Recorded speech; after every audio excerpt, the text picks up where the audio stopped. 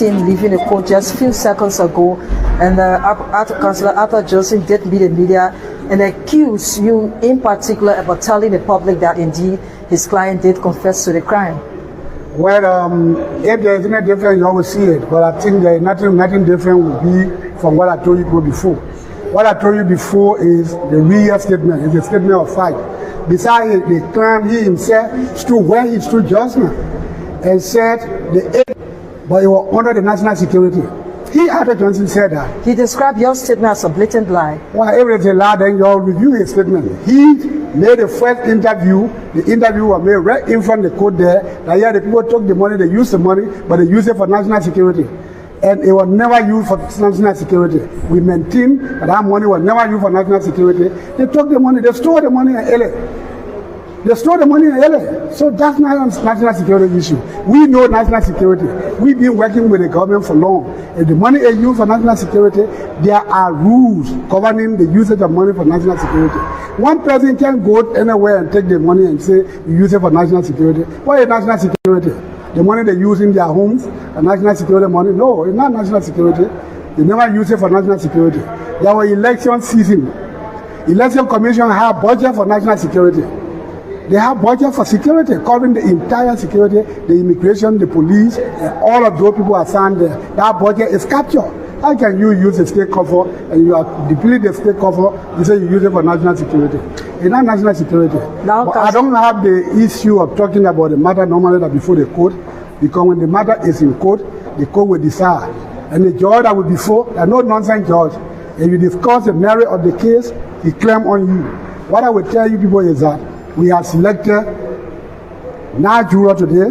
We need only 6 more for all to commence producing the evidence. And we will tell you people, we have a very good side. We are good side.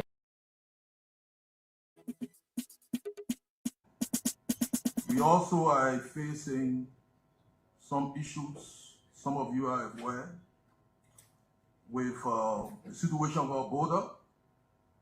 I am a member of the National Security Council, which has been meeting since Monday, including last night.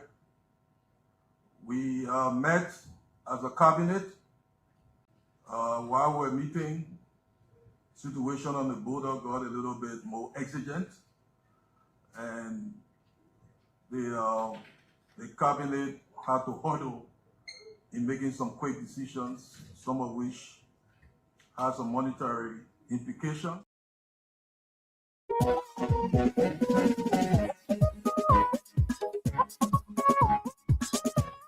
This respect is honorable audit. The issue at the House had to do with payments. As we speak, I don't want to name the bank. We are facing problem. There is not only members of the legislature. Monies were remitted almost 2 weeks ago, but there's a bank that is facing some challenges in paying government workers. So one can understand the sentiment at the House, and I'm told that some of you here are affected. We have to take time. I don't want to make situation worse, but it's been sorted out.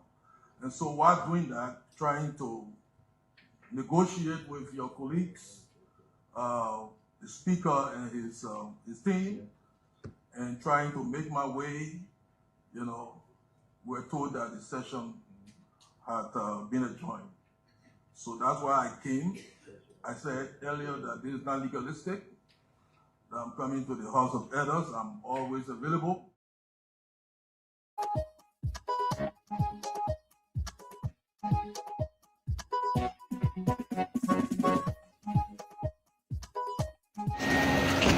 Good afternoon, Councillor Johnson. Welcome to the media. Yeah, look, let me just make something very quick and clear. The last time the Solicitor General came here and told you people that the defendants in this case have confessed to the crime, that is a lie. It's not true. No one confessed to a crime. There is a difference between confession to criminality, and making a point. Confession to the crime means the man is admitting to the crimes in the indictment that he committed the offense. That is not the case.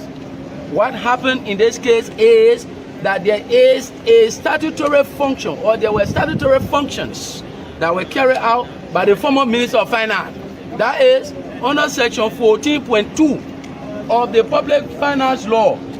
The law says that the Minister of Finance has the authority, statutory authority, to authorize payments that have been recommended by any of the branches of government within the budget, or authorized within the budgetary laws of Liberia. And that is exactly what the Minister of Finance have done. And that payment was made to the appropriate administrative agency that was authorized at the level of the National Security Council by the President of Liberia at the time, His Excellency George Manawia. And so on the basis of this, no one should criminalize when the Solicitor General comes out and says that was confession. That's not confession. Confession is all of the allegations that have been made. Yes, we agree, we the one committed. No, there was no crime here. There was a statutory function that was carried out, and it had been criminalized. So we want to make that clear. If the Solicitor General agrees with what he said the last time, that the defendants are confessed to the crime, then why are we selecting jurors? So that is to tell you that what the Justice Minister was intending to do at the time, we call a trial by TV and trial by Facebook. The perception is to get the perception of the sentiments of potential jurors who will be coming to come with the cloud of the mind to say that if you owe the people are confessed to the crime. I want to pleasant good morning and a warm welcome to the Friday edition of the show, the Today Show on Spoon 107.5 FM. We're on Fabric 101.1 FM. We're on Super 95.5 FM, folks. Whatever you are, however you listen, whatever the occasion is, we say welcome. Welcome to the show. Today is Friday, and today is the Friday the 13th. Friday the 13th is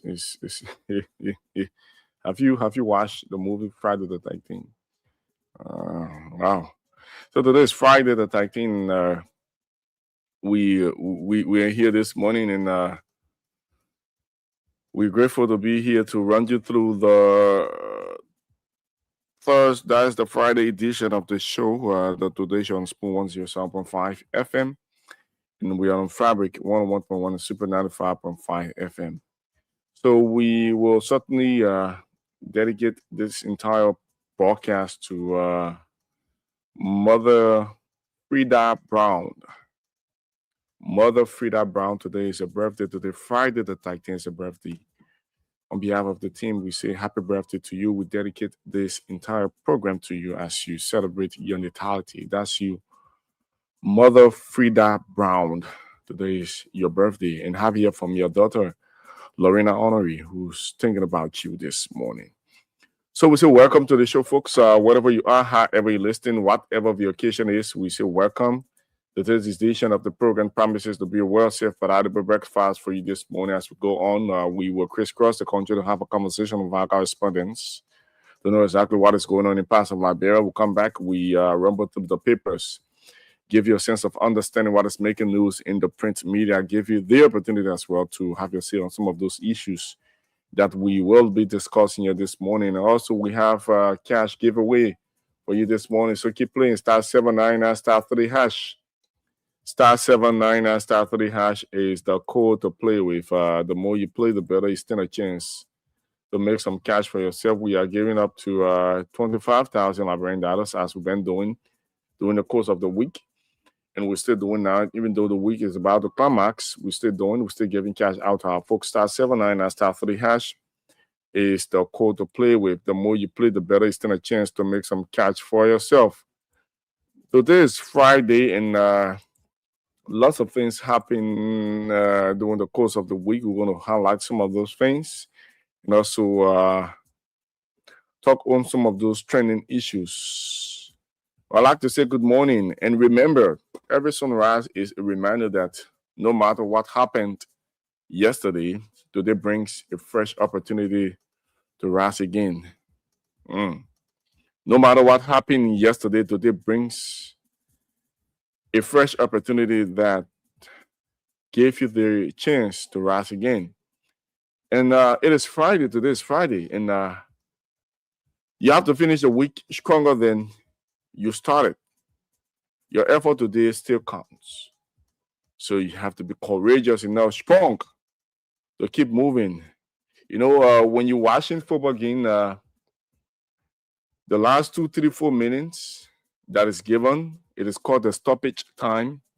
And it is within that time, some top players work miracles and either redeem their side or our goals to have a win for that day. So you have to be strong enough. Even at this closing portion of the week, you can still accomplish some of those things that you listed down. Okay, so great achievement begins with small decisions to keep going, even when it is difficult. Yes. So great achievements begin with small decision. That's why it is good enough to think twice before you make a decision. It is certainly good enough to think twice before you make a decision, because those decisions that you make along the way has the propensity to either make your achievement or break your achievements. So you have to be strong enough. Think twice. Think outside the box before you make decision. Give yourself a second. Give yourself a minute to think before you go about making decision. When you are angry, don't just go about making decision based on your feelings, your emotion. Always have a second thought, and then you go about making those decisions. Do not underestimate the power of consistency. Achievements in life come about if an individual is consistent. What you do daily shapes who you become tomorrow. So that is all about consistency, being consistent, focused, moving, always pressing. When you knock on some doors and the answer is no, keep moving. That shouldn't give you the reason to stop, because out of 100 doors, trust me, one will open. One will certainly open. So you certainly need to keep moving. That is consistency. Believe in your ability to overcome challenges. Strength often reveals itself in tough moments. Strength often reveals itself in tough moments. So you have to keep moving and believe that things will happen. The Bible says life and death lies in the power of the tongue. For those of us who are Christian, we know exactly that the Bible won't lie. So life and death lies in the power of the tongue. So if you speak positive, trust me, you will receive positive. If you speak negative, trust me, negative will certainly come. So you have to be very careful. Let your attitude today spread positivity to everyone you meet. So bring out that positive energy, that positive vibes to keep moving. Irrespective things aren't going well, that's another side of the story. But trust me, moving forward with that positive energy, positive mind, trust me, you're certainly going to achieve some of those things that you've been longing for. So with that, folks, we move on. We have to crisscross the country to have a conversation with our correspondents to know exactly what is going on in parts of Liberia. *79, *3# keep playing for those of you who are lovers of the game. *79, *3#. We crisscross the country. We go to Bapuru County. We're getting report that the elephants in Bapuru County are causing some serious issues. So we speak with our Bapuru County correspondent to know exactly what are the issues and what do we need to know about those latest developments. So we'll go to Bapuru County now to have a conversation with our Bapuru County correspondent. I'm experiencing a little technical problem with our page and hitting the Facebook. I don't know what is going on. but hoping that we will certainly hit the Facebook very shortly. So keep playing *79 and *3#. *79 and *3#. We go to Gwapudu County now to have a conversation with our Gwapudu County correspondent to know exactly what is going on in that part of Liberia, and then we go to other places. We go to Bomi County, and then we go to Lofa County. Lofa County seems to be the trending spot now. So we'll go to Lofa County to know exactly what is the latest from Lofa County. So we are not getting our guy from Gwapudu County, so we'll go to Bomi. We'll go to Bomi County, and then we'll go to Lofa County, come back, take a very short break, and then we rumble through the papers, all right? So keep playing *79 and *3#, *79 and *3#, *7 99 *3# is the code to play with. We are certainly here to give you information and educate you on some of those issues. All right, *79 and *3#. We are crossing other areas to have a conversation with our guys. All right. So we have on the line from Bomi County, Aaron Kumi. Good morning, Aaron. How are you doing this morning? And how is Bomi County? Good morning, Emmanuel. I'm doing pretty well this wonderful Friday morning, and I give God the praises for everything. So how is Bomi County this morning? Relatively, the county is okay, and we give God the praises for life and those things that He have never for us to do. All right, that is good enough. So let's go straight out to the latest from your part of Liberia. What do we know? Talk us through. What is the latest from Bomi County? All right, here in Bomi County, Honorable Edith Jenica Tata has launched his scholarship scheme for the Charles Henry Dewey Central High School students. As you may be aware, the Charles Henry Dewey Central High School is one of the only government-run institution within Bomi County. And as part of his commitment to the education sector, Honorable Ellis J. Tyler has launched a scholarship scheme for students that will be selected based on the qualification of their GPA, or what we call RHS, for the enrollment of a scholarship. So as per the average, do we have a targeted number of students that will certainly benefit from this scholarship?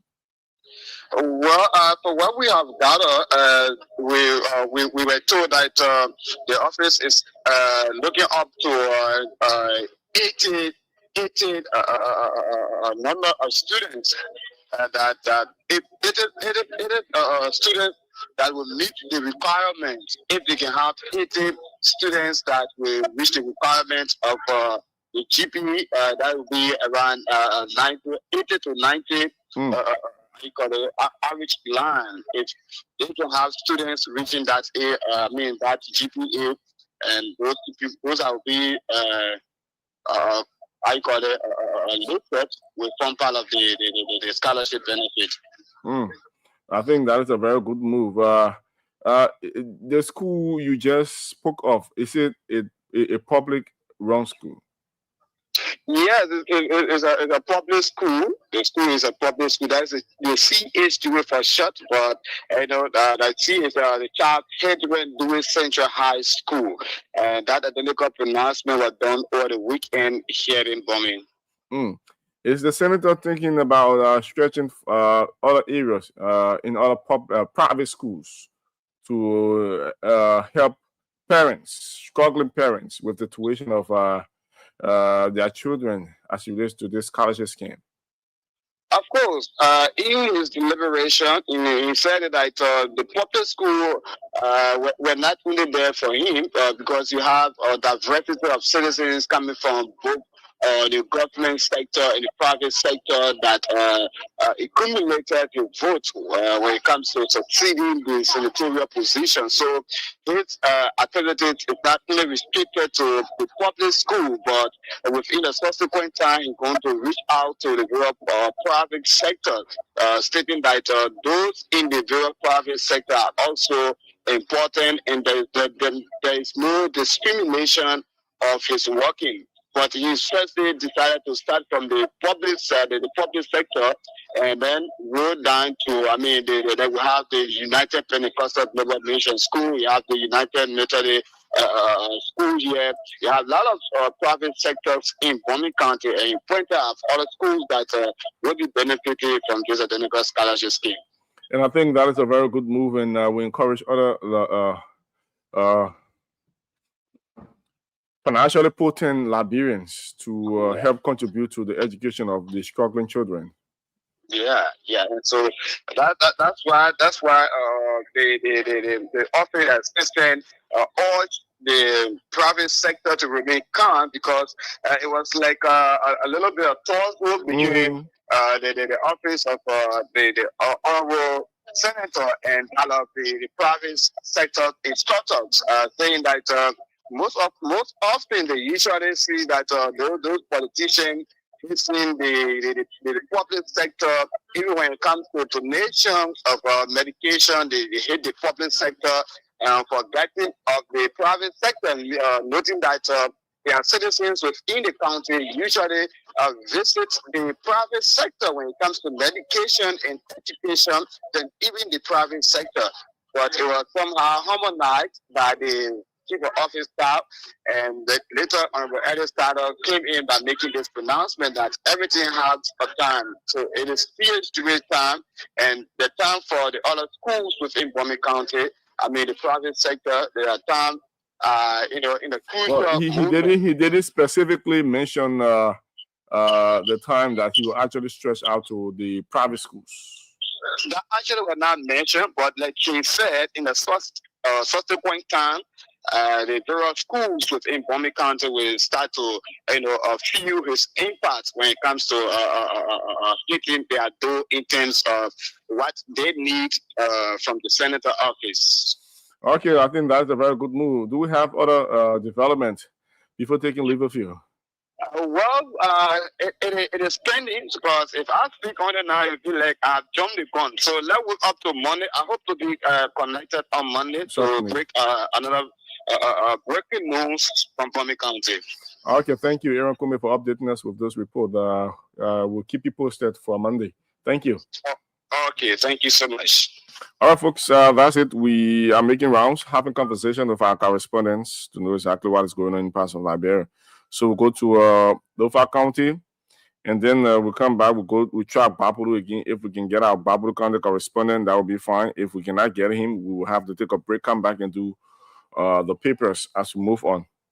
So this is the Today Show on Spoon 107.5 FM. Those of you who are following, we say thank you for always following via the radio, via our social media handle. We say thank you. So we'll go to Lofa County now to have a conversation with our Lofa County correspondent, Jeremiah Doba. Good morning, Jerry. How are you doing this morning? And how is Lofa County? Where are you now? Good morning, my brother. Good morning to you. Good morning. And good morning to all of our listeners. Currently in Vonjama. Oh, you after 2 days engagement in Foya. Oh, you're currently in Vonjama. Yeah. So how is it? What do we know about the latest? You were there with the 1 or 2 of the Liberia National Police and other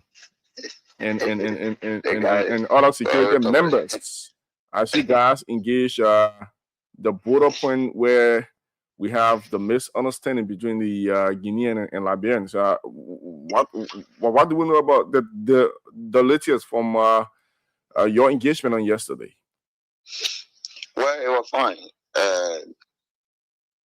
After a day-long activities in Foya, specifically at the Solomapura entry, there have been some car being restored in that part of Lofa County, Liberia.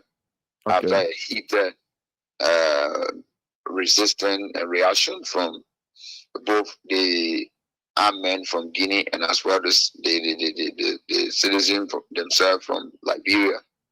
So it was yesterday. It was day before yesterday when they wanted to lead the team to Solomba, and they, when they went there, they had some level of engagement with the citizen, appreciating the citizen as well for what they have demonstrated as a citizen of Liberia, for standing their ground up to their arrival.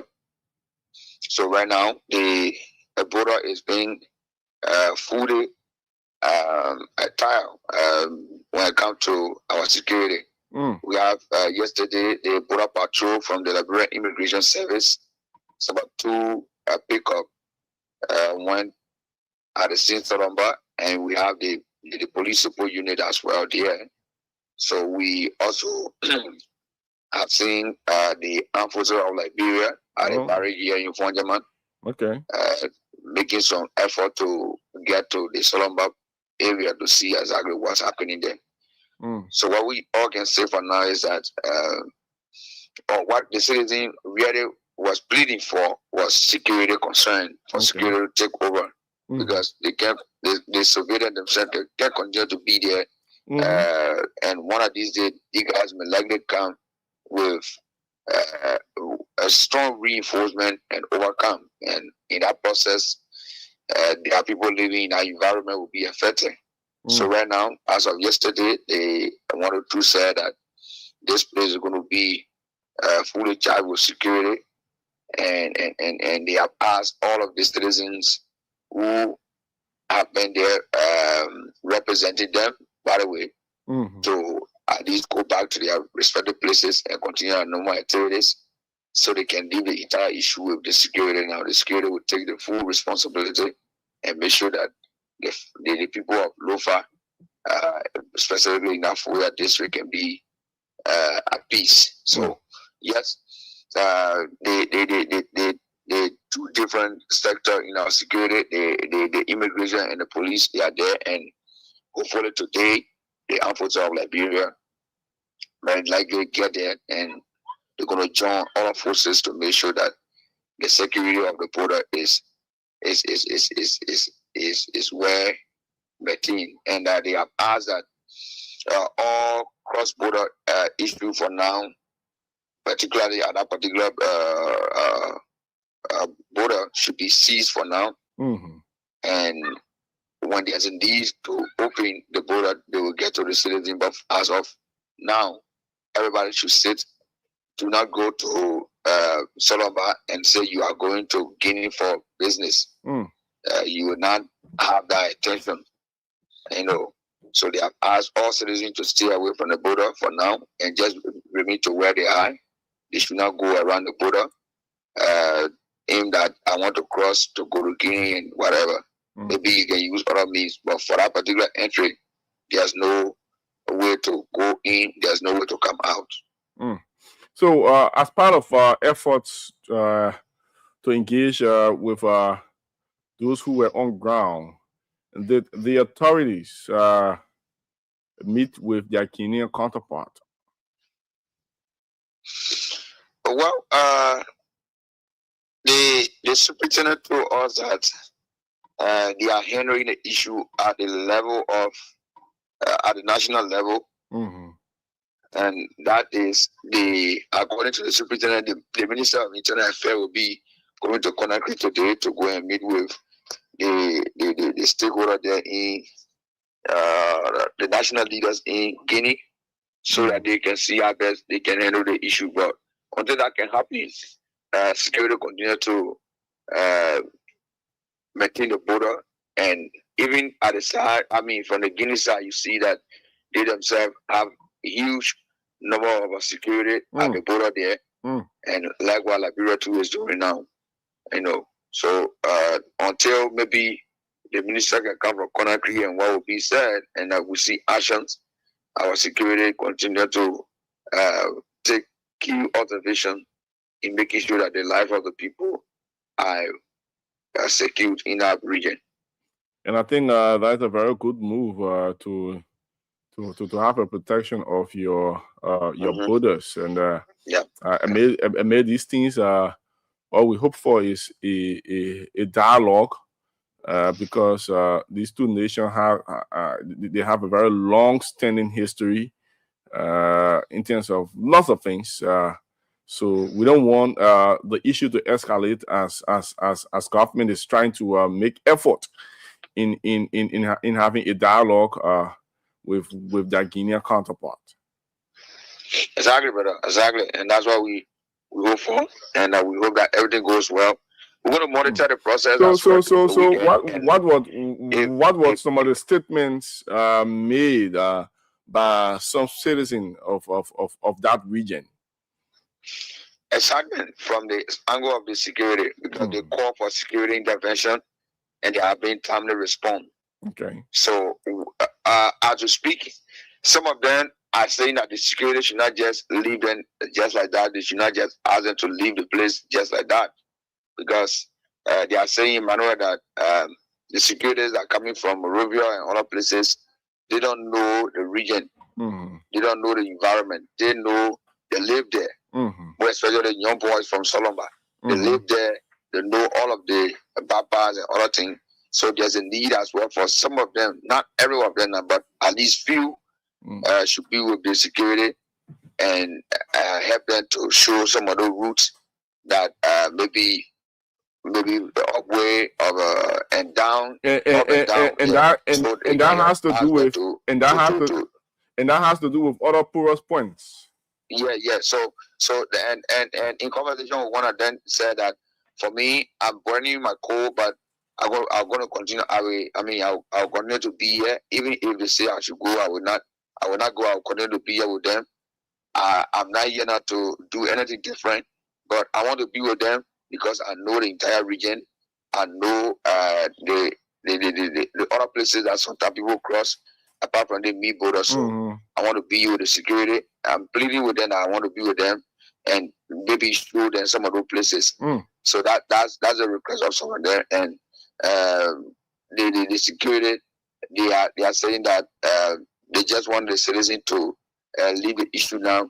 But I think they are making some point, and the township commissioner said that you're gonna constitute a committee of the young boys that will be around the security. Not everybody now, but at least there are few of them that will be right at the checkpoint.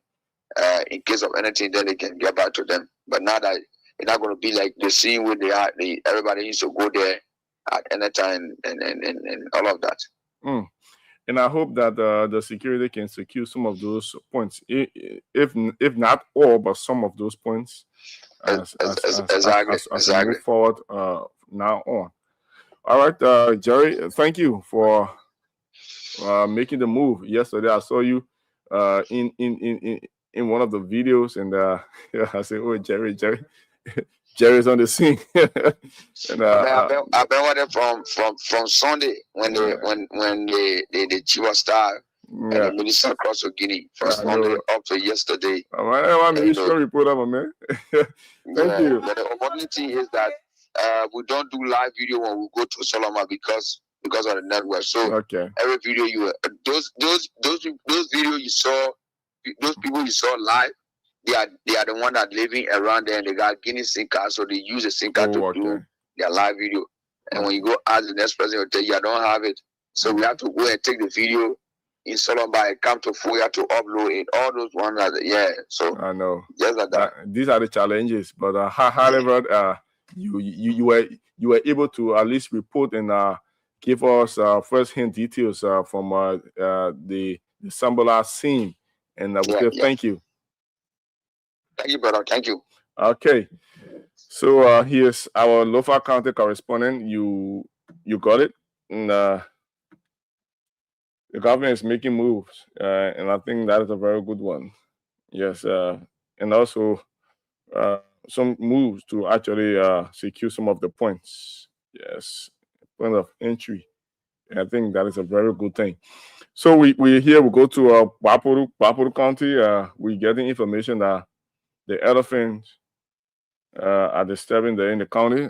So we have on the line from our Guapuru County correspondent, Solomon Tibla. Good morning, Solomon. How are you doing? And how is Guapuru County this morning? Good morning, man. Good morning to our citizens listening to the school network this morning. Guapuru County, good morning. Talk us through the latest report reaching us that elephants in the county are disturbing. What do we know about that? Talk us through. So, Emmanuel, actually, where we've been reporting about this elephant issue unfolding in the county. You know, in time past, it can be recalled that the Forest Development Authority, along with the National Police, arrested 8 persons and brought them to the Populu City Magistrate Court for killing the elephant. Those 8 persons were placed beyond bars at the Populu Central Prison, and they had to pay the sum of $500 US for a fine before they could be free. It didn't take 1 week when we reported another story about an elephant killing a man believed to be in his 60s. He was murdered. We went on our team and got to know it was established by the Forest Development Authority that yes, indeed, that guy was killed by an elephant. So a few days ago, from the same location where the elephant had killed this old folk, citizens who are farming in that terrain, they no longer go on their farm because of the elephant invasion.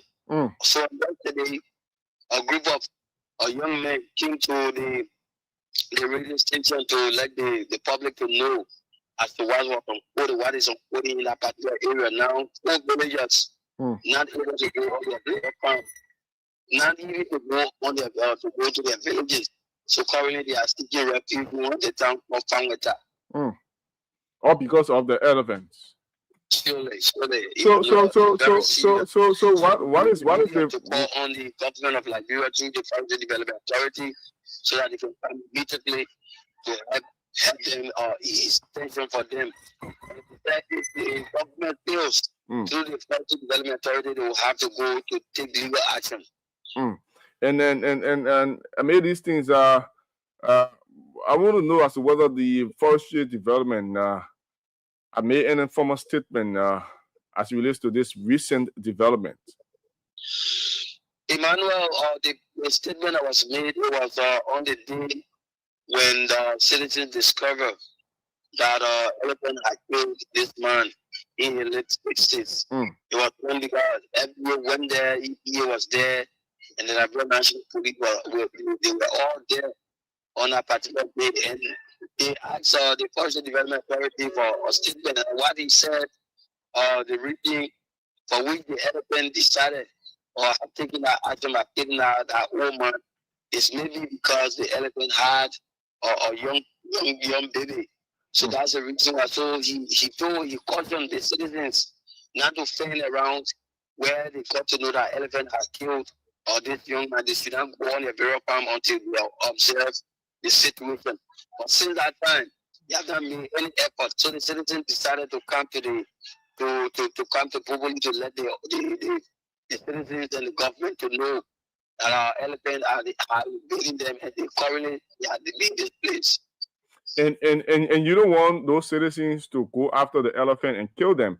So what are they saying? If there is no response from the FDA, what would be the next plan of action?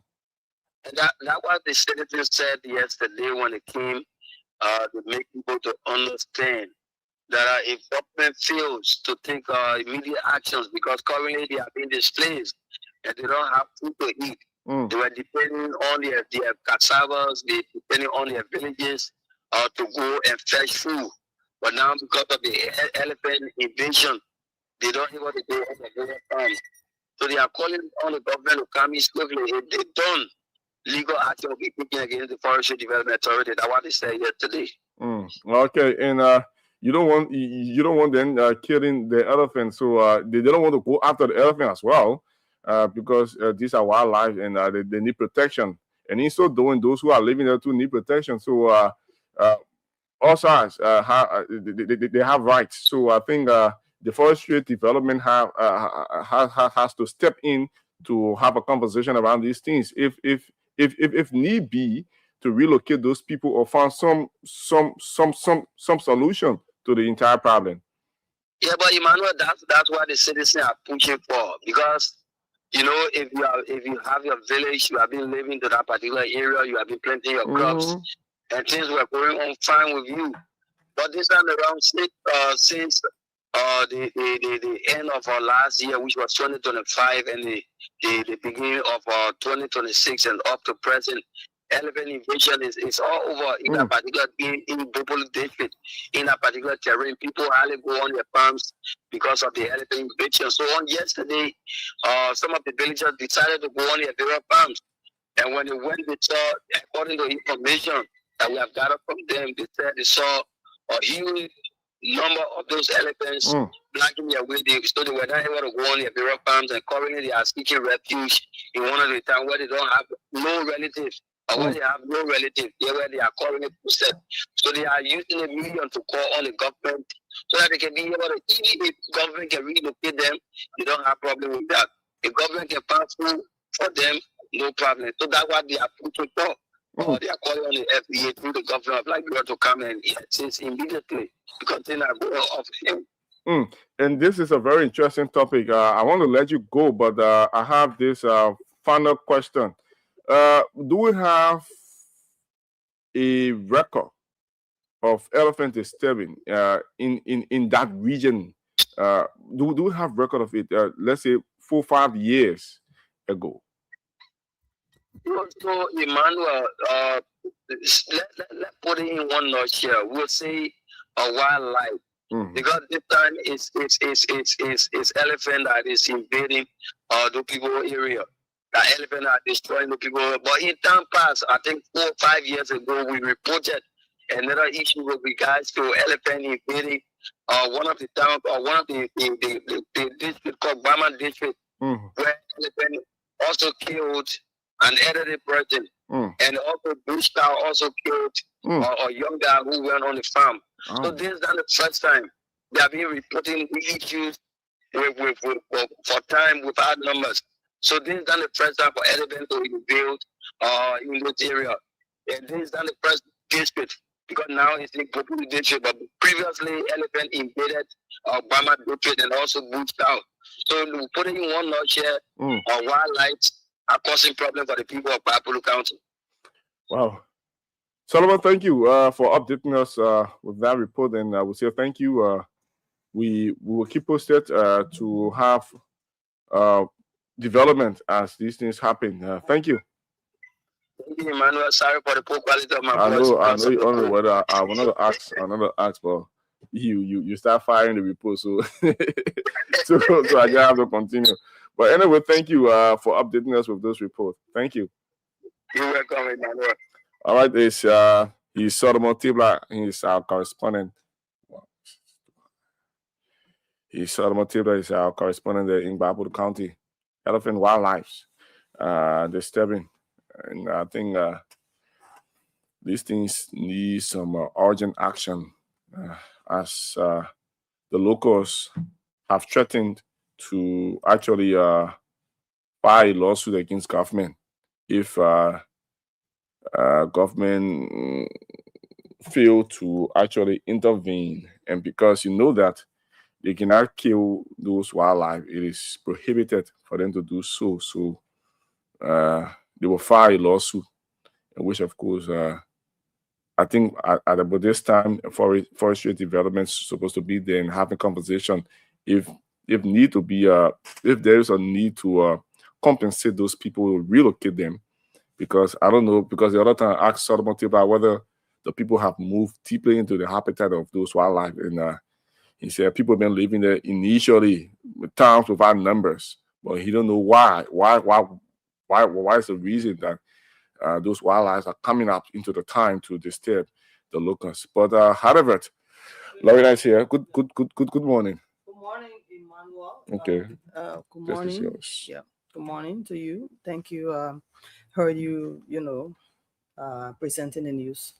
And also, good morning to our peace-loving people in Liberia. You always follow, you always listen. Yeah, Emmanuel, like you said, everybody has their own space, including every living thing, even the plants. And if you start to move into the next species habitat, you definitely should expect that there will be,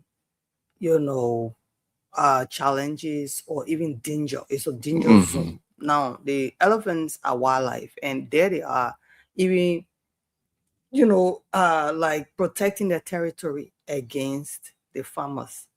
At times, the farmers, when they brush a land and they plant here, and that land is still well fertile, they don't go back to replant. Move to another They place. they start getting deeper into the forest, and sometimes this is what happens. Like now, you see, wildlife and elephants are now coming towards the town. If you go back and check, I bet you, Emmanuel, that place was a high forest. And they started to move in there. Now I'm here sitting here and I'm very afraid because I was in that Bapolu forest before. Yeah.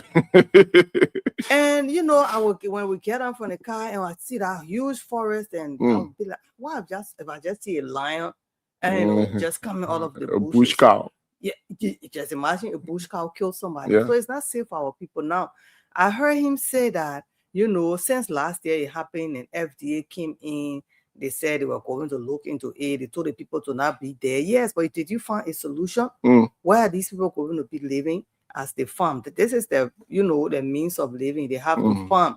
And so there must be, a mechanism put in place where the people will have to be able to live their livelihood. At the same time, the animals also need to be preserved. So we are calling on FDA to do what they should do. And the people ain't got to be angry, they go on protest, or they say, oh, we will do this, we'll do that, before government entities that are responsible to carry on their own responsibilities. They're the ones they're there to regulate. So why are you sleeping on it? Since last year, we are in the third month of the new year. Third month affecting the Friday detecting. Already over. And you understand? And then here we go, people losing their lives, and the people are afraid. Just imagine, I heard him when he said the people were on their farm and the elephants, I just imagine elephants standing in the way and saying, you ain't going nowhere. You try it, we'll kill you.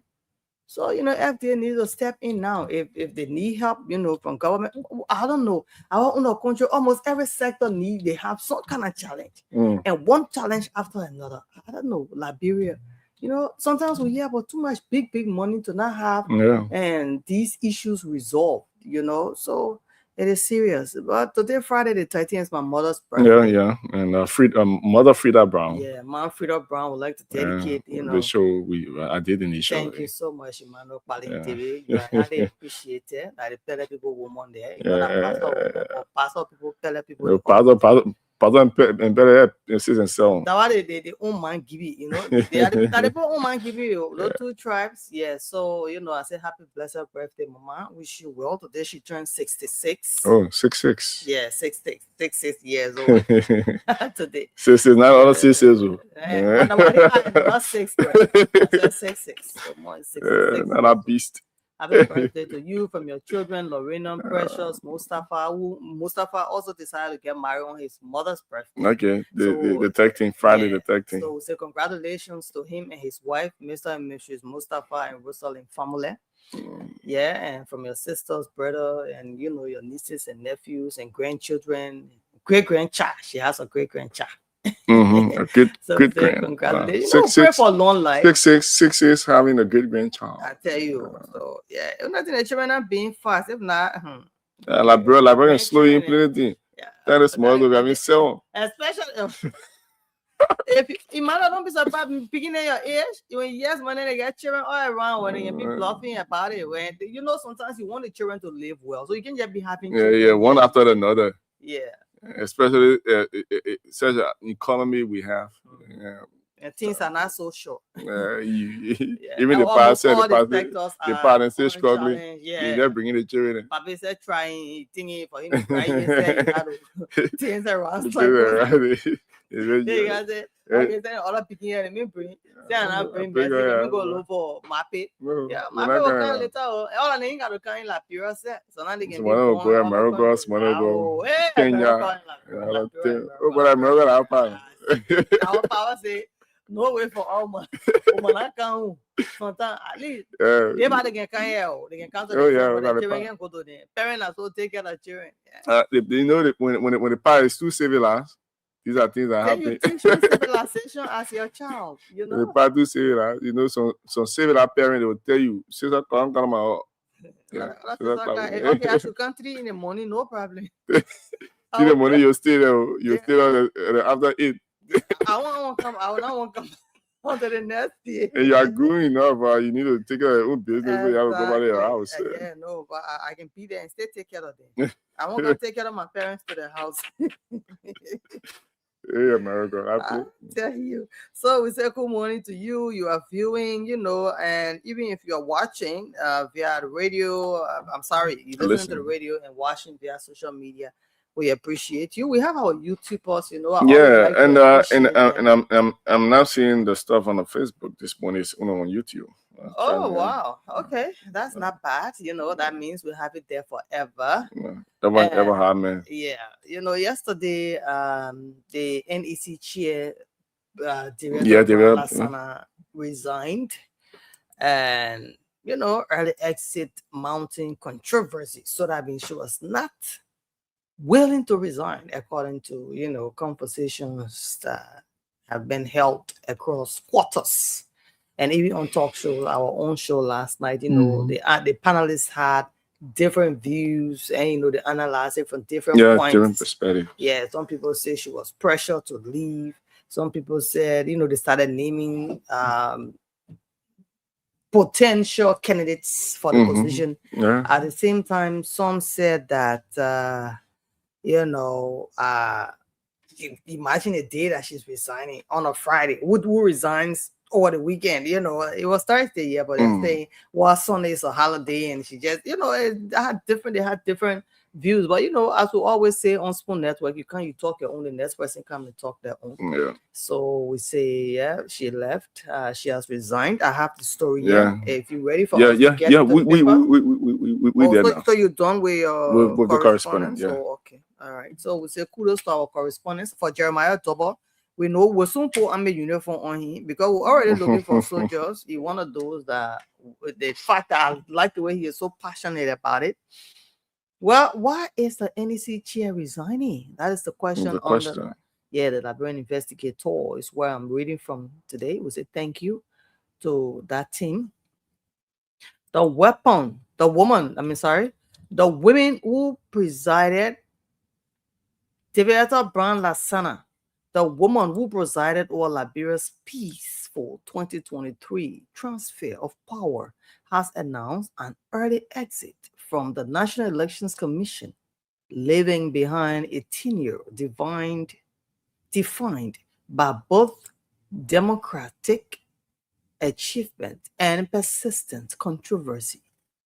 National Elections Commission Chairperson Deviata Brown Lasana has announced she will step down from office on March 15th. I see why they say, why would she resign on a Sunday? 2026, nearly a year before her tenure expires, abruptly ending a leadership that delivered Liberia's 2023 general and presidential elections, but was repeatedly overshadowed by internal disputes, corruption allegations, and governance controversies within the country's electoral body. You know, when it comes to government sectors, Emmanuel, I consider this particular place, this NEC, as a sensitive area of work. Working over there, even as the chairperson, is very, very challenging.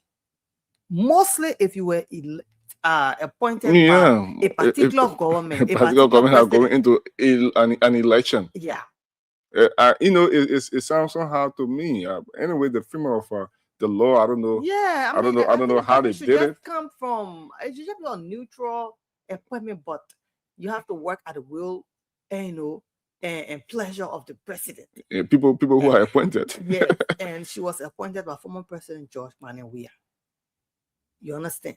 But yet, we saw a peaceful transfer in 2023. But then you see, I thought maybe she just resigned because she was tired. She wanted to retire. But there are controversies, internal wrangling from what we see. That was what was happening. I read on. Brown Lasana made the announcement Thursday during a tour of the ongoing renovation of the National Elections Commission headquarters in Monrovia, telling journalists and development partners that she had already informed President Joseph Newman Boakai of her decision. Okay. Keep up with the latest headlines, and you can get more right here on the Liberian Investigator. Permit me to use the platform to say, she's speaking now, and I quote, to you that as of the 15th of March 2026, I am stepping down as chairman of the National Elections Commission. I have conveyed this to the president's office, and I await to hear from him. It is time to move on and give any other person the opportunity to run the Elections Commission. I am going, and I am happy because I have done my best, she said. The declaration surprised many observers, including some members of the commission itself, largely because her term was scheduled to run until April 2027. You want more on this story? She still have a little time, and then she has have a year more. She has called it short. In my mind, I think, as she said, she has served, and she has played her part. And reason for her resignation probably will be in the official resignation letter, maybe. But if that's so, afterward, who knows? She will have a press conference indicating reasons that she had to call her entire time at that point. But on the overall, she played a part in the 2023 election. Was a very tense one. We saw it, how things were, and how the commission rather professionally handled things, because we were there in the field. Exactly. For me, I was covering the entire district number 2, Moserado County. Initially, we had some trips around and seeing how things were. So for all indication, the election was a very tense one, and it was professionally handled. And we saw how things went, but we'd like to say kudos to her. Yeah, congratulations, Mama. You served, you did your own. As she said, she played her part. She did her part, and so there will be people condemning. That's it. In these things, you always have people against and for, and you will have people playing a neutral role. Yeah. So you will always have people condemning and saying a whole lot of things. And I even saw some posts from some political parties, from the former ruling party. Some key hierarchy making some statements, and I was that she was asked to resign. But you heard in the story, they said that she has not yet got received any response from the president's office. The president will have to accept her resignation. Yeah. So why if the president refused to accept her resignation? And then you have to continue, but it's her right to resign. So she has the right to resign. So the president cannot force her to be there. Yeah, to be there. So, all right. We're not yet alone. I don't know if Ambassador comes. Yeah, I don't know. The next story we have here. Do you have a story? Yeah, just go on. I will chip through the front page. Okay. You still have story. All right. I'm still on a Liberian Investigator. And yesterday we discussed about how the youth wanted to protest. Yeah, you remember? Okay, well, they did protest yesterday, and this headline says, "Youth protest in Monrovia demands rape emergency." Again, youth protest in Monrovia demands rape emergency declaration, speedy trials for GBV cases. And I see them wearing a black T-shirt. It's written on it, "End rape." Okay, when enough is enough, the people will definitely come out. Youth and civil society groups under the banner "End Rape" campaign took the streets of Monrovia on Thursday, March 12th, demanding urgent government action against the persistent wave of rape and other gender-based violence (GBV) cases across Liberia.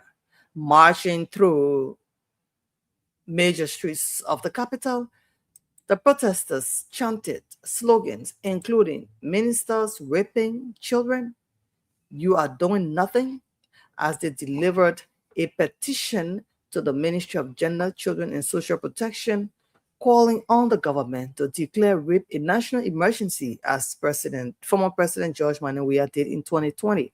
Institute speedy trials for rape and sodomy cases. The demonstrators, comprising several youth and advocacy organizations, said their protest was driven by growing concern over what they described as the continued rise in reported rape and GBV incidents nationwide. All right. Well, campaigners warn of escalating crisis.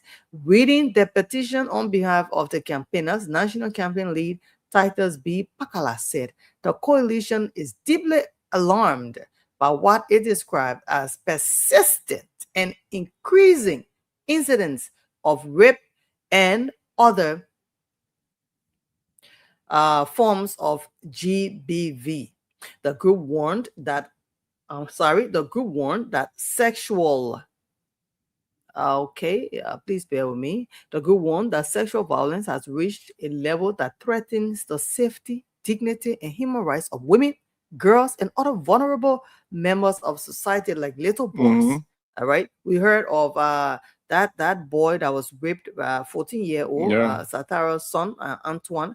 He was raped by I think three grown men. Morning child all night, and this child is still traumatized. I went to meet the mother at JFK. She's frustrated, And end with this. The group warned that sexual violence has reached a level that threatens the safety, dignity, and human rights of women, girls, and other vulnerable members of society. Rape is not merely a criminal offense. It is a grave violation of fundamental human rights. It destroys lives, undermines families, and erodes public trust in institutions meant to protect citizens. The statement reads, the End Rape campaign believes that the current trajectory of sexual violence in Liberia demands urgent and coordinated national action.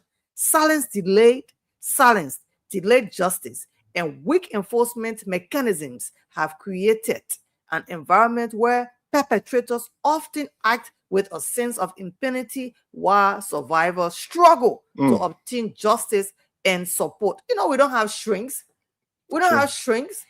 And these sick people, these perverts that are, destroying people should be, given harsh punishments. Yeah. So I understand, sometimes enough is enough. People said they see one case after another, police investigate, find this person wrong, find that group wrong, send them to court, to jail, and they are awaiting trial. And trial is just being delayed. It's just being delayed while the victims and the families sit, and struggling, nobody to counsel them. Like this lady Sataras, when she called me, she said nobody talked to us, nobody cared about us, nobody come to check in. Even the lawyers, the other time she saw the man at home, according to her, and he was at his house because they are neighbors. And when she called, she came to Spoon, she was half crazy that day, and she said, I called in the lawyers, nobody want to answer me. You understand? Later on, before Spoon sent there, and then he was in jail. But who knows? Was he in jail? Was he going home and coming back? Only God knows. You understand? We don't have proof. But yes, we went and saw them there. But when will they be taken to court? When will they be charged? You understand? As soon as people lay their mind to rest on these cases, then the cases, it become linear. And then at the end of the day, you don't see results.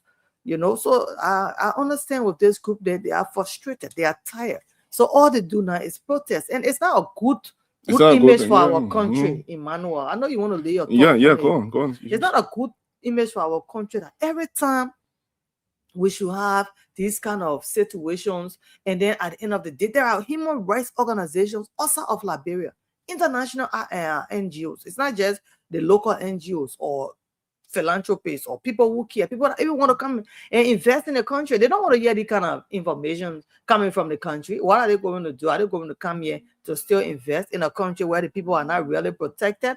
You understand? So these are things that should be looked into, the judiciary. You need to pay attention. These cases should get investigated, and these people, if found guilty, they should be given harsher punishments. You know, the former president, George, where he said there's a state of emergency. Yeah, true. Yeah, so it is terrible. It is serious. So I understand, why they had to take the petition. They think that their cases are being delayed. They are not seeing results, and at times some of the perpetrators are they were released back into the society, into the communities. And you hear from some of our correspondents. They tell you, oh yeah, the people back, and the people that they hurt or the person that they kill, family people, seeing them and they laughing and they provoking them. I mean, what is going on? More need to be done. Seriously.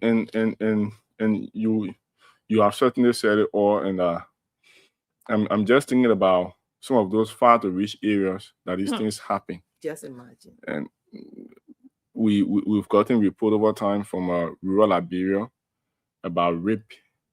Every month you will hear some kind of rape report, gang rape and other things. And it is just becoming unbecoming. And the arm of government that is responsible really need to step up the game in terms of going after some of those perpetrators, some of those folks who are engaged into these things. I think it is wrong, as you said, the people having their children, small children, and there are some people who even go after the young ones, and that is very terrible. Just imagine three grown up men, son of a little boy, and that is it.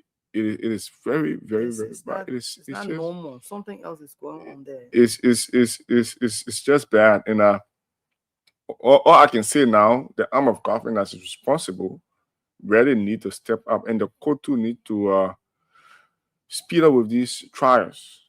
Give those people time in court. Though reporting those things, it is alleged until they are proven guilty in court. So you have to give them enough. You have to give them the time to actually have that day in court. If they are not the one exonerate themselves, but if they are the one that face the punishment, so that it will send a message out to others. And that's what people's minds be clear. And the parents too need to look after their children. You know what? They said no justice for the poor. That's what some people are thinking. No justice. When this thing happening, what yes, people say something. Nothing will come from. Nothing will come because we have seen past cases. Yes. And nothing came out of. Yes, and it's just the kind of a way it is. Let's move on. You still have stories. Yeah, you don't have some? No, I have. Yeah, just conclude with yours, and I'll just step in with mine. All right. So how do they pronounce this? I know it's a native name, and Guinea border, Guinea and Liberia border, Solomba. Yeah, Solomba border. Okay. Solomba. Is it a Loma name? Solomba border secured after standoffs as Liberian police restore calm, urge residents to stand down. Oh, now is it the Republic of Liberia? Yeah, the sample there. District, Lofa County, welcome to Solomba Port of Entry. We should have done that ever since. But thank you for doing it anyway. Kudos to the judiciary branch. Security forces of the Liberian National Police say they have secured the Solomba. Emmanuel, did you ask our boy what's the meaning of Solomba? How did he? But Emmanuel, you better man. You also have. I know you have some kind of conversation for us to do.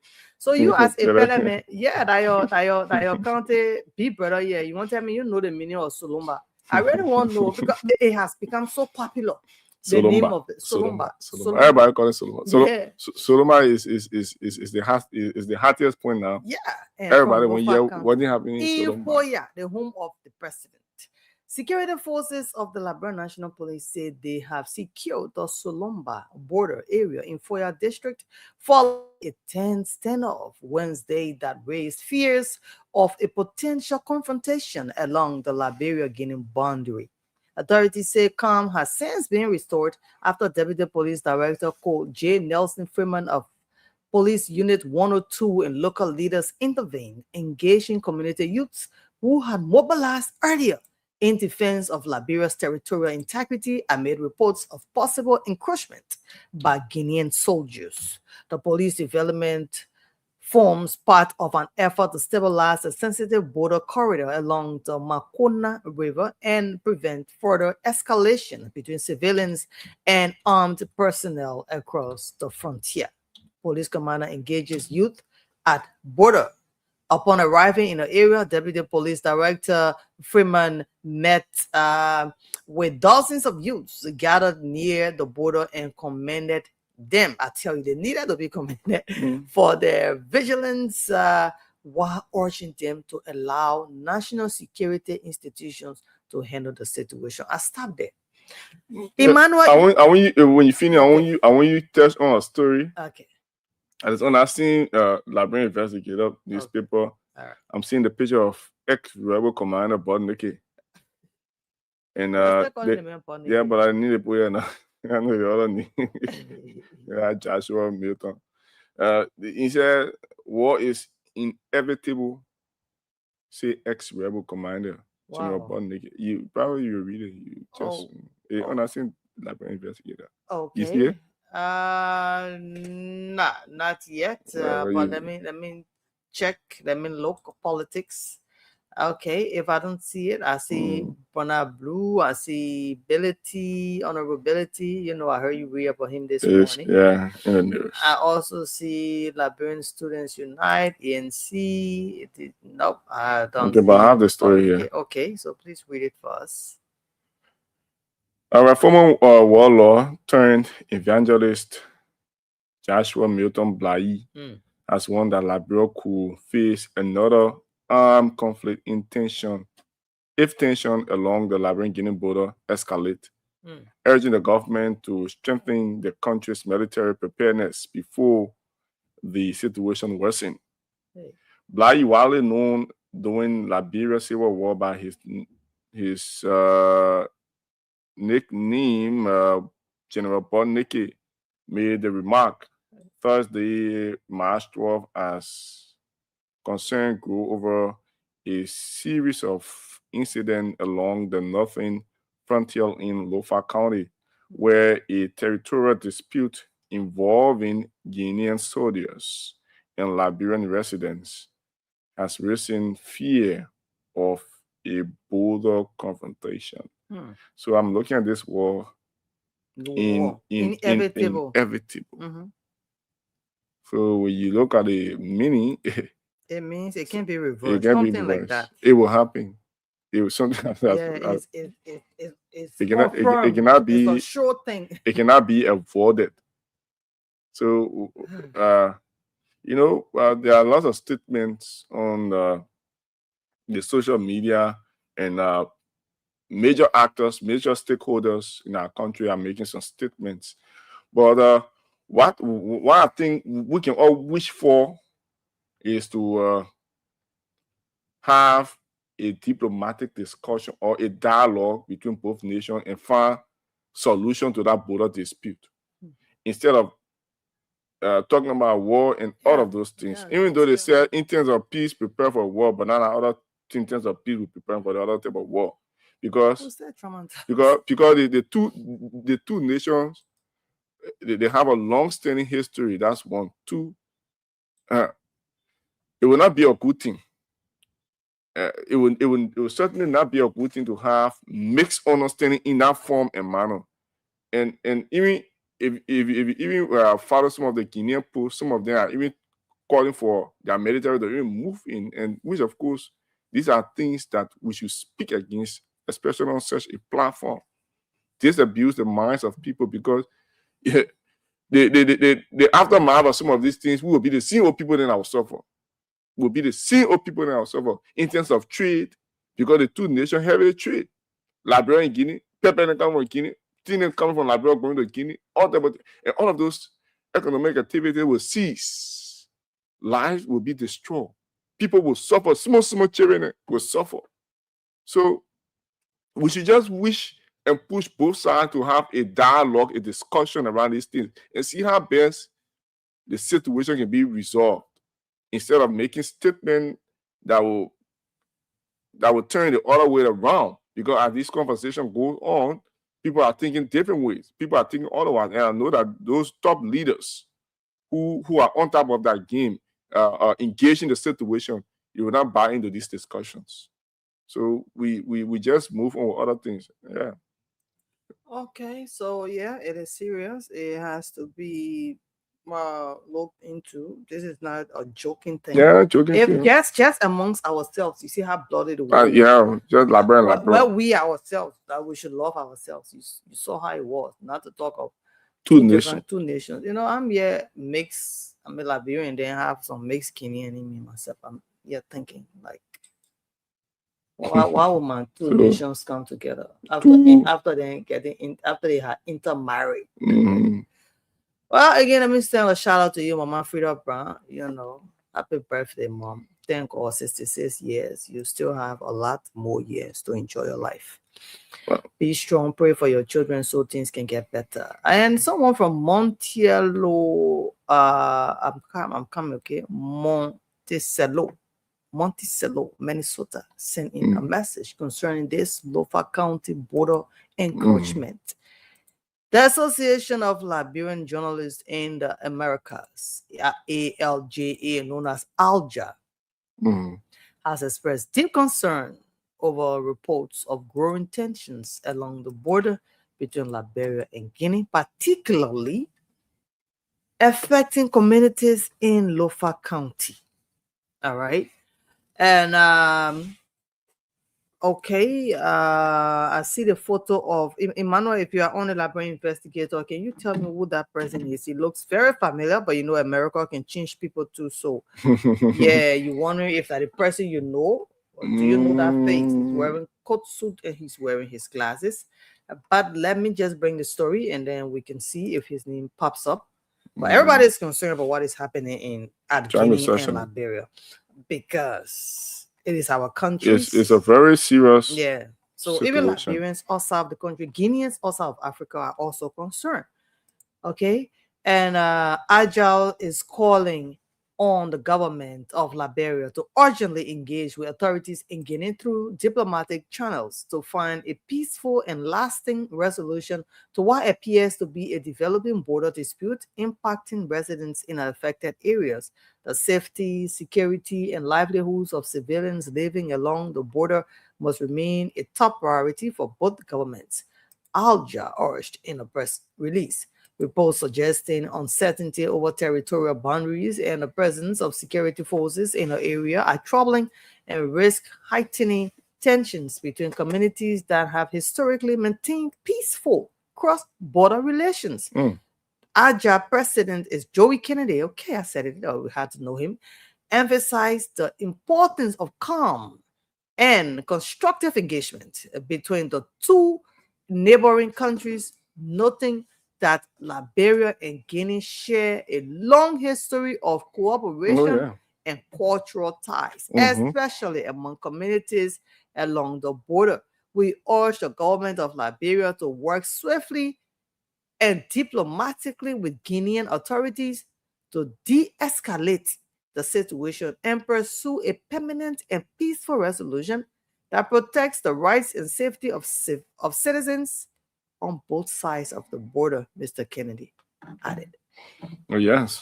You know, everybody is calling for this dialogue with two nations instead of getting something else, because the aftermath will not be a very good thing. I can squarely say it right here. So I have, and don't forget, there are citizens living in both countries. Yeah. Now, the way people will react, it might be different. We have more Guineans even living in Liberia than Liberians living in Guinea. Oh, yeah. So then next thing you know, now citizens start taking it on each other. I mean, a lot of things happen, but we know in the name of Jesus, Amen. There shall be no war. Supreme. There shall be no war. The winner. Seriously. So this story is on the front page Africa newspaper, and it reads: Belgian court order war crimes trial for Martina Jackson. Okay, yeah. You know her? Martina Jackson. Johnson, rather. Johnson. Martina Johnson. Yeah, Martina Work Johnson. with the A key former ally president of Charles Taylor. warlord turned President Charles Taylor. Yeah, Martina Johnson. What are they saying about her? They say the Belgian appeal court ordered Martina Johnson, a senior commander in Charles Taylor's rebel movement, to stand trial for alleged atrocity committed during Liberia's first civil war. So, other countries, I read it. They are already taking the entire war crime thing serious. Human rights is important to them. Then what about Liberia? Liberia, what the thing happened? We just taking one step at a time. Right now, we're looking. Prosecutor accused Johnson of perpetrating, killing, mutilations, and other abuse during Operation Octopus, one of the bloodiest episodes of the conflict. The ruling is being welcomed by victims and human rights advocates as a major step toward accountability for crimes committed during Liberia war. Okay. A high court in Belgium ruled, and I think that's where she is. Yeah, ruled on Thursday that Martina Johnson, one of the most powerful women, one of the most powerful women of Charles Taylor National Patriotic Front for Liberia, NPFL, should stand trial for crimes she accused of committing during Liberia's first civil war between 1989 and 1996. So she will have to actually face trial. And even if Liberia said they're not interested in pursuing, people will run with because you cannot commit atrocities, you cannot commit crime against human being and expect yourself to go scot-free. Even if they didn't punish you, Jesus God will punish you. I can say that.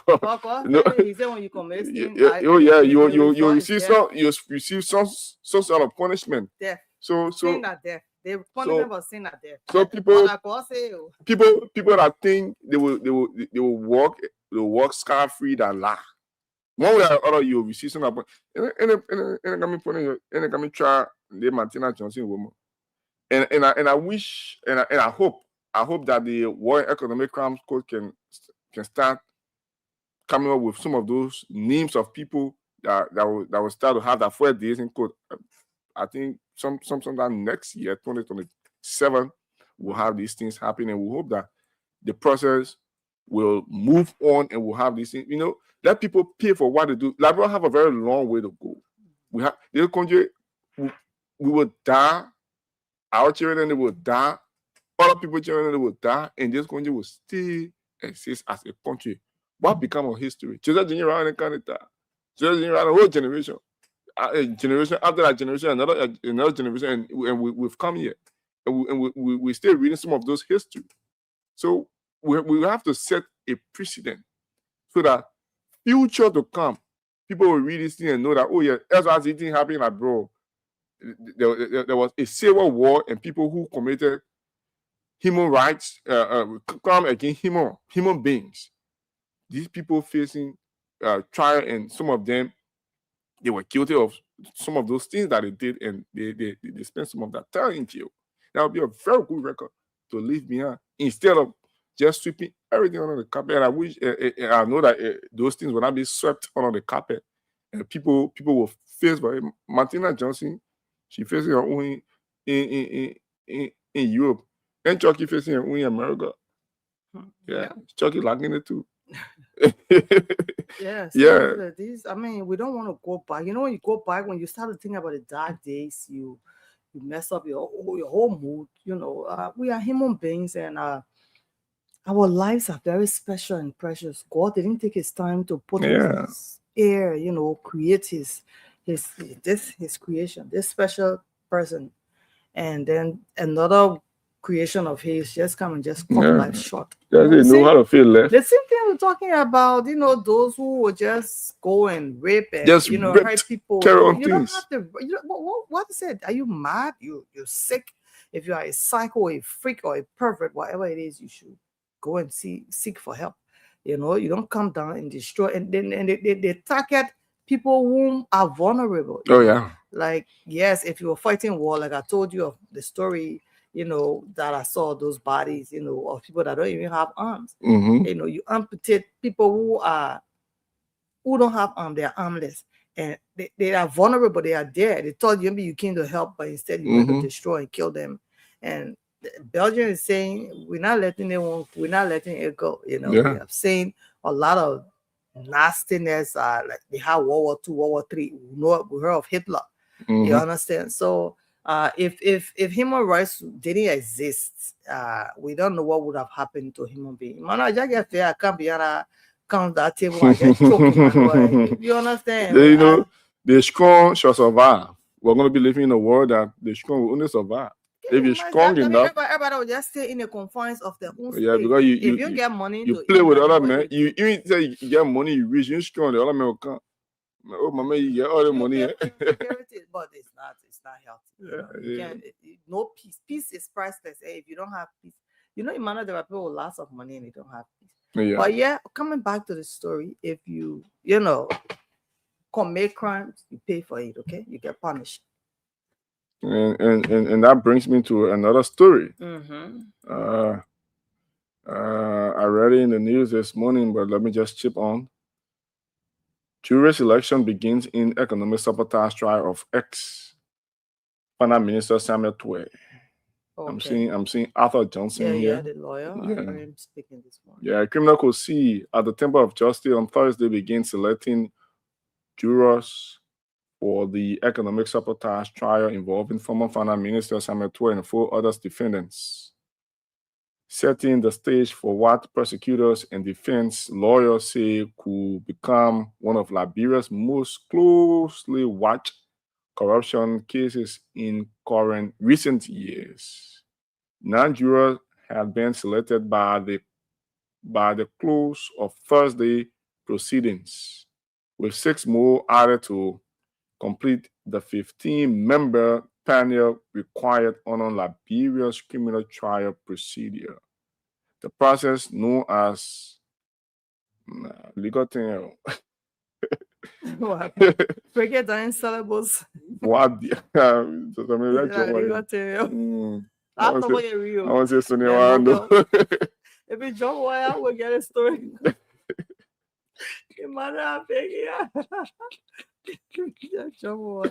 So allow both prosecution and defense attorneys to question prospective juries in order to determine their impartiality before they are seated to hear the case. The case presided over by Judge Usman Feki, centered on allegation that Tuer and his co-defendants committed acts of economic sabotage and related financial crimes involving public funds. State prosecutor contend the defendants' participation in activities that undermine the country's financial integrity, while the defense maintained the actions in question were tied to national security operation. So the story has been broken down. Clash over alleged confession. It was one of our headlines this morning. Even before the trial has finally begun, sharp exchanges between the prosecution and defense have underscored the high stakes surrounding the case. Defense lawyer Councillor Arthur Johnson rejected claims previously made by Solicitor General Augustine Fayad that the defense admitted to misappropriating the fund. What the Solicitor General was trying to do at the time, Arthur Johnson talking now, he said in a quote, what the Solicitor General was trying to do at the time, we call it trial by TV and trial by Facebook. Johnson told reporter outside the courtroom, let me make something very clear. The last time the Solicitor General came here and told you people that the defendant in this case confessed to the crime, that is a lie. It is not true. Johnson insisted that his client have never admitted to stealing government money. So aside from that, having prosecution points to court, you can grab the paper and read more. You have dispute over national security defense, and the list goes on and on. So according to Arthur Johnson, he's saying that the Solicitor General lied by saying that Samuel admitted to misappropriating the money, which of course his client didn't do so. So at this point in time, they are selecting juror, a 15-man panel to actually sit on the case. So we hope this process go the right way, and another precedent too as well. You know, the three branches of government seem to be very, very busy. The judiciary too, our court correspondent, Melvin Jackson, he always has a story to send in. Yeah. So the court is busy. If they need more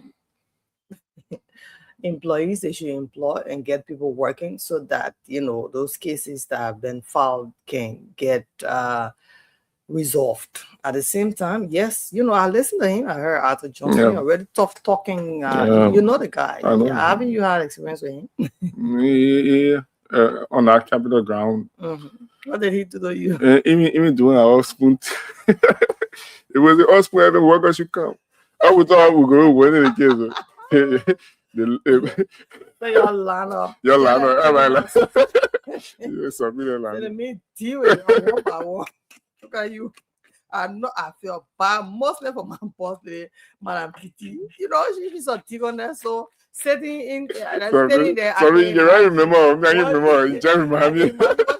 Me, a whole me. Somebody will talk to me like this. Because I didn't go prepare today.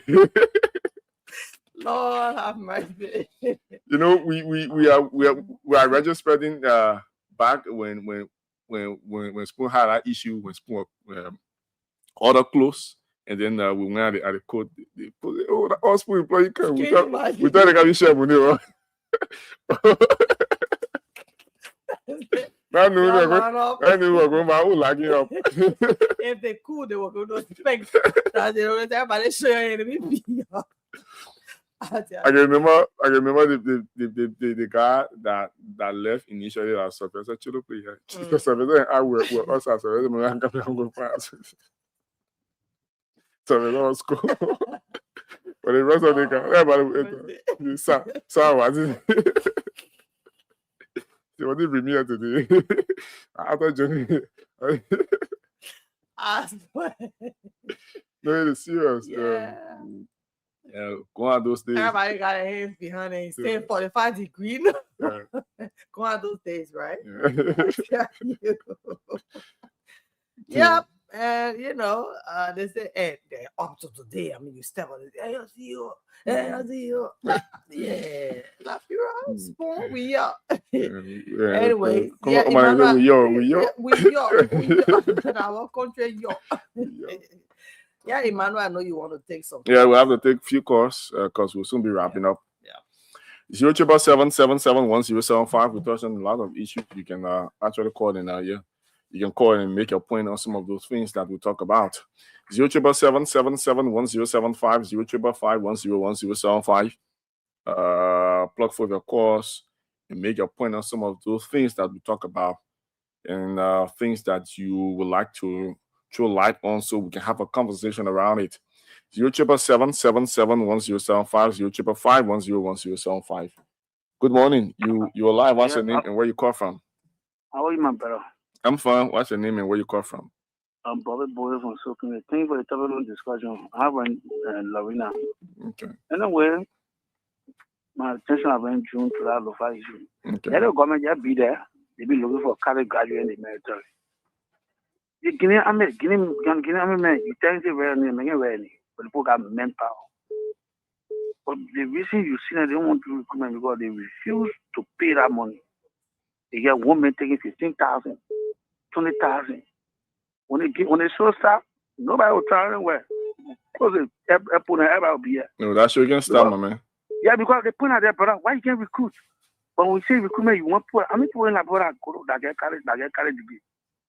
Say you want everybody to join military with good discipline. I see a Guinea army today. I mean, the 2 countries, the military, they don't know both.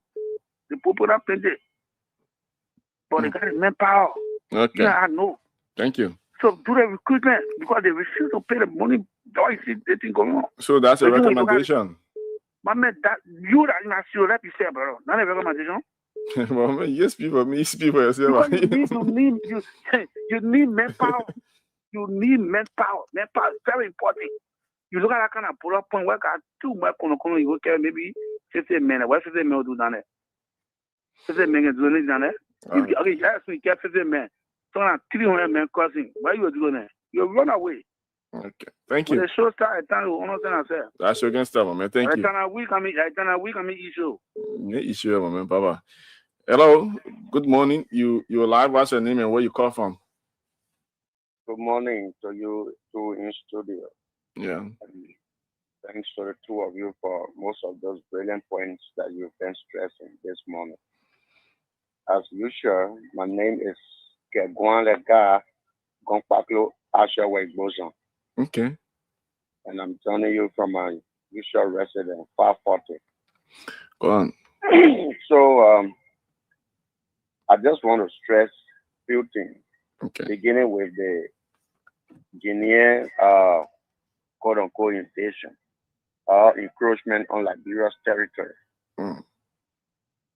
Historically speaking, one of the reasons Liberia lost territories to Great Britain, France, Sierra Leone, the Ivory Coast, and Guinea is because of the lack of a presence to those places that they have their territories back in the days, in the 70s and in the 60s.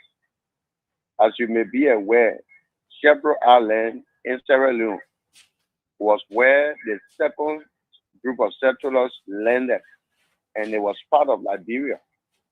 But because Liberia refused to make a presence felt through the deposition or deployment of military personnel, Sierra Leone took that portion of Liberia and added it to theirs. Statutory in Guinea was fairly and squarely for Liberia. Similar reason attributed to Liberia losing that particular territory. Jiklo and Danale in Ivory Coast. They were portion of Liberia territory. But because Liberia did not make a presence felt, all those territories today were lost to those neighboring countries that I just mentioned. So what I'm trying to say in essence is that what is the need of allocating 40-some more million budget to the National Security Agency when the Liberia Army has not surpassed the number of 150,000 men? Because before you have an army, generally speaking, from the military background, an army must consist of 100,000 men. Then it meets the requirement of being called an army. But what we have here is just a brigade. So Liberia does not even have chief of staff. We just have brigadier general. You got less than 7,000 people that you call army of Liberia. Then you call it army. So we just have a brigade in this country. So the president needs to see reason to allocate more money every budgetary year for the recruitment. And you see now what is happening in the army. I can tell you for free. You are a journalist. You can choose to do your investigation or not. Now the army recruitment is done based on education criteria. If you don't have master's, you don't have bachelor degree, you don't have associate degree, you cannot be enlisted. as a recruitee in the AFL, as opposed to previous days, people who were in high school, people who were high school graduates, were people who were being recruited. And when those people were recruited, people like lieutenant, colonel used to be given full respect because they were not up to the standard and qualification of that lieutenant. But what is happening now, if you have somebody who has a master's degree just recruited in the AFL, and you as a commander, you are an associate degree holder, there will be lack of respect. In closing. So, in closing, I'm trying to say that the government needs to pay more attention and be able to meet up with most of the requirements when it comes to readjusting their policy put in place for recruitment of army personnel, and make sure that our army be increased. Thank you very much. Thank you for your recommendation. 077771075. 05551010075. These are the numbers to call to be a part of the program. We are taking calls. We take few calls and then we will have to wrap up. 077771075. 05551010075. These are the numbers to call. This is the Today Show on Spoon 107.5 FM. Let's take this call here. Good morning. Lost on this caller. 077771075. 05551010075. These are the numbers to call. 077771075. 05551010075. Hello. Yegazi, what's up, Yegazi? Now Yegazi, Emmanuel. Okay, Emmanuel, what's up, brother? I'm fine. What's your name? This is mine. Hold on. Yeah, thank you for the topic discussion. Nothing the comment on the how to recalibrate. When the bullet coming, you can't look for a degree holder. The looking was smile like in 60. Until the government can realize that the only way to understand that. Now everything, regime. These degree belay. Look for manpower like can chase the bullet. When you come in the running there, all you call army. Then when the bullet come in the middle and get a 4 degree in get when you show to the bullet to that people in get, you go show to the bullet so the bullet get that way. That is. But you may be keeping the money we cool. They show the money they keeping the occasion up. Yeah. So your recommendation is to increase the manpower. Increase the manpower, you look for people that can face in the battle. To protect I've been getting on the low. When I tell you 2048 men cross, they just shake and smoke. I didn't do that. I didn't one. Thank you, Baba. And we of course we will not get into that. All right, let's take another call on the line. Hello. Yes, good morning. Good morning. Yes, sir. What's your name and where you come from? Yeah, I'm Lawrence. I'm calling from Kawa. Lawrence, go on. Now see, our prayer in the country that they worried about the use on the civilian they content, on citizen they content like call them begin new land. That not is for me that don't stay now. Like call them begin new land. You see now what the yellow again, one of my uncle when we did the woman in the house can't be easy but get a friend there, then he able there. I bring government look. When citizens were to protest, they will send men and kids. But are you aware that the government is making some engagement to have this entire situation solved? When citizens protesting, that diplomatic means what they can't do with the citizens, they will make it with force and then kill their own citizens. But when it comes to the other side, they will have own friend. They're breaking it up, everybody home down. What they can do, I see Golan making new land. Our land will get on. Didn't want to take it. Why they can't go and go claim it? All the land and run the pocket, but the only thing in the city and they get power in the city when you get power also. So that all I get to tell you. Okay, thank you. 077, your view is respected, so we take everybody's view into consideration. Hello. Good morning. Yes, you live. What's your name and where you call from? Well, my name is Jonathan Joe, and I'm calling from District 6. Jonathan, go on. Yeah, thank you very much. Just when I just want to stress swiftly on 2 issues that you discussed that you did mention, and the first one has to do with the resignation of the election commission. Election commission. I think she has done her best. So if she sees that there is no time that she has to stay in her office as chairperson of the National Election Commission, we have capable Liberians, we have people in Liberia that can occupy that position. So I just want to thank her for being responsive and for all of what she has done over the time when she was serving as head of the commission. And the next one has to do with the border issues. I think this is an issue that the government of Liberia needs to look into keenly, so that it will not create future embarrassment for this nation, for our next generation, because this is almost like a test case that the Guinean authorities want to use, so that once they succeed, they can capitalize on it in the future. Thank you very much. Thank you. We'll go to another call. Hello. Yeah, good morning. Yeah, morning. What's your name and where you call from? My name is something Kawi Chopa, calling from district number 4. Go on, something. What on my mind this morning is about the military. You know, during the era, we that were from the Joe regime, from the Statutory regime, some of us were opportune, Statutory. We joined the revolution, God help our life from there. We joined the anti-terrorist unit. But you see the thing that going on, you can see the thing that going on in the country, that what would be up from all of the time. The nepotism that in the country, that what we always carry up back.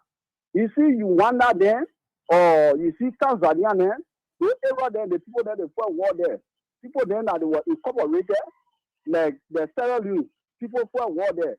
The militia then, the people when they recruited them into the army. Not everybody can know they vote to the fingertip.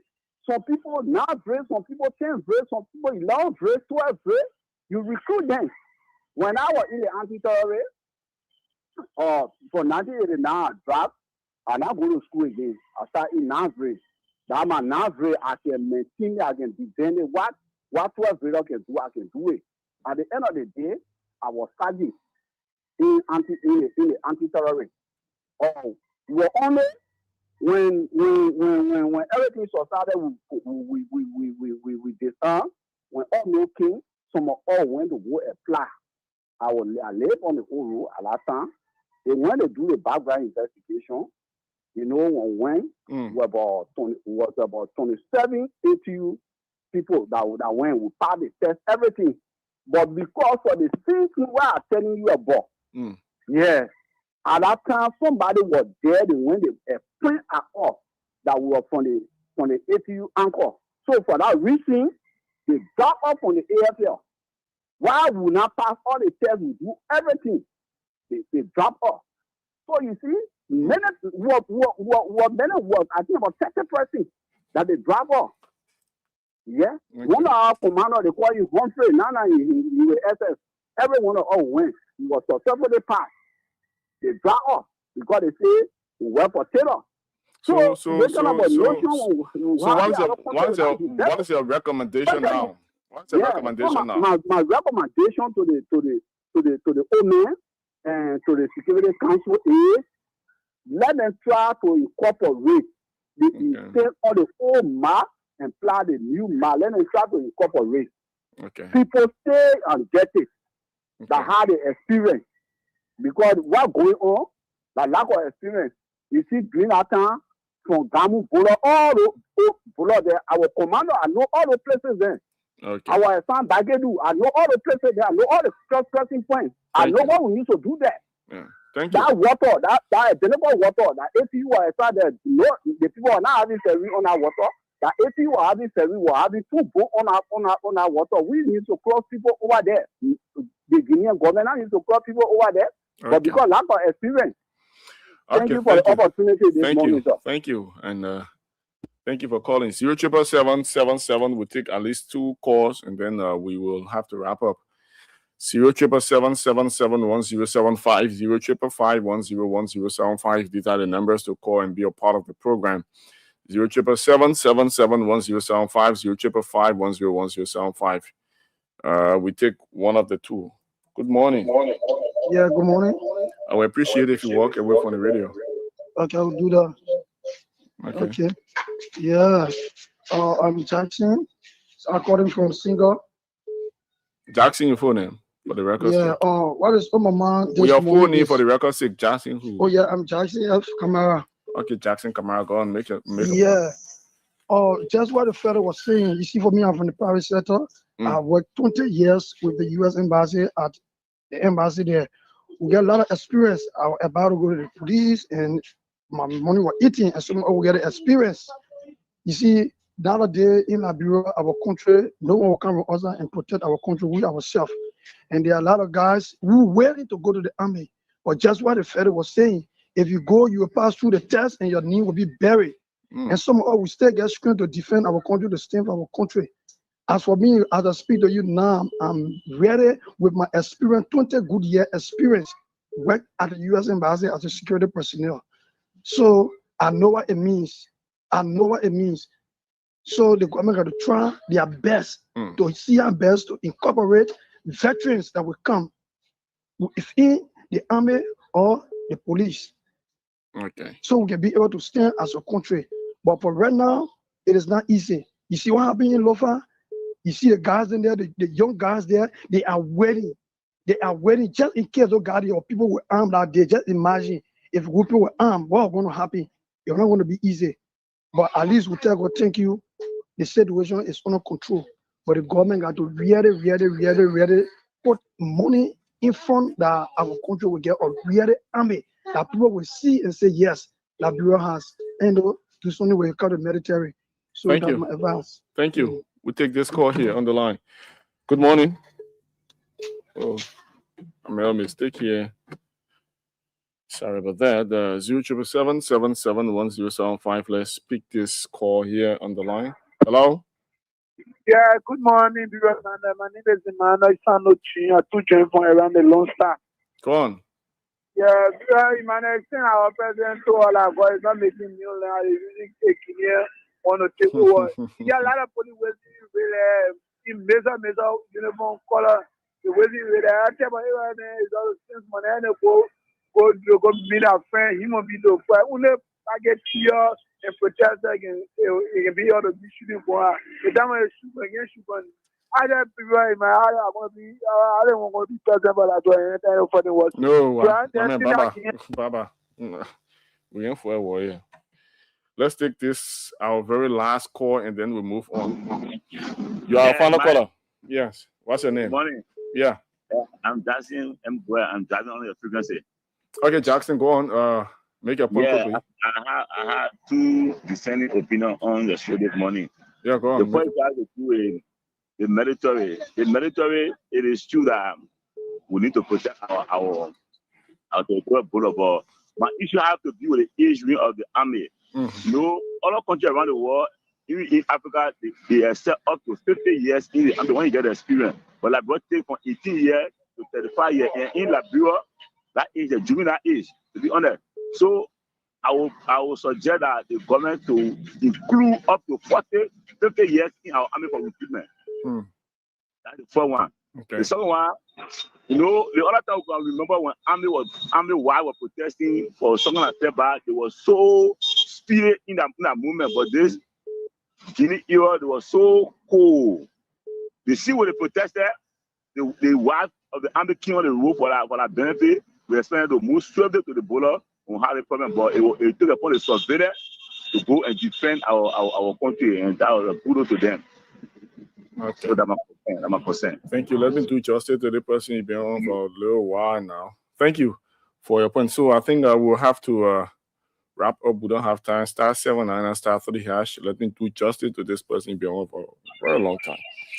You are a final caller. So just go on. What's your name? Moses Brown. Moses Brown? Yeah.